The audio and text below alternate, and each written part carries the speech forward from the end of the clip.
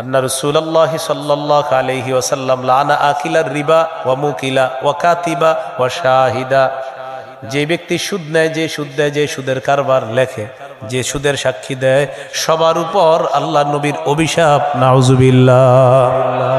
আপনাদের সন্তান যারা পড়াশোনা করতেছে দোয়া করি তাদেরকে আল্লাহ হালাল চাকরির ব্যবস্থা করে দেন। সুদি কারবার আছে এমন জায়গায় যেন তাদের চাকরি না হয়, দোয়া করি। এইগুলো 11 নাম্বার। 12 নাম্বার গজব। বলেন জেনে শুনে সামান্য সুদ খাওয়া, 36 বার ব্যভিচারের চেয়ে বড় গুনাহ করা। মুসনাদ আহমদ হাদিসের কিতাব 21957 নম্বর হাদিস। ক্বালা রাসূলুল্লাহ সাল্লাল্লাহু আলাইহি ওয়াসাল্লাম দিরহামু রিবান ইয়াকুলুহু আর-রাজুলু ওয়া হুয়া ইয়ালামু আশাদ্দু মিন 36 জিনা। জেনে শুনে 1 দিরহাম পরিমাণ সুদ খাওয়া, সামান্য সুদ খাওয়া, 36 বার জিনা করার চেয়ে বড় অপরাধ করা।